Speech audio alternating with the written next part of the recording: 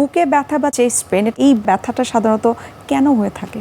এই চেস্ট পেইনটা বিভিন্ন কারণে হতে পারে। যেমন একটা কোনো কারণে মাংসপেশির ব্যথা হচ্ছে অথবা কোনো জায়গায় একটা আঘাত পেয়েছেন।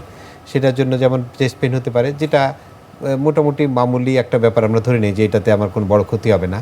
আবার এই চেস্ট পেইনটা হার্টের রোগের জন্য হতে পারে। সেক্ষেত্রে এটা যদি আমি সঠিক চিকিৎসা না করি তাহলে এটা মৃত্যুর কারণ হতে পারে।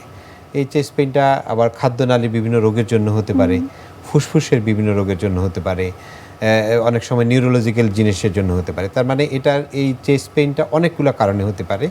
এর মধ্যে কিছু কারণ আছে যেটাতে হয়তো চিকিৎসাটা আপনি বিলম্ব করতে পারেন, কোনো সমস্যা হবে না।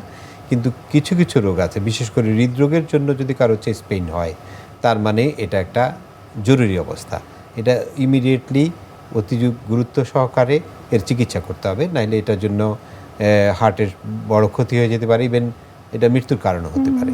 তো যেহেতু বললেন যে আসলে চেস্ট পেইন বিভিন্ন রোগের একটা লক্ষণের কারণে এটা হতে পারে, অর্থাৎ বিভিন্ন রোগের লক্ষণ এটি প্রকাশ করছে, বিশেষ করে যাদের হৃদরোগ সংক্রান্ত ঝুঁকি রয়েছে। একটু যদি আমাদেরকে বলতেন যে কী কী ধরনের সাইন সিমটম থাকলে তিনি আসলে বুঝতে পারবেন যে এটা কোনো সাধারণ বুকে ব্যথা বা চেস্ট পেইন নয়? ধন্যবাদ।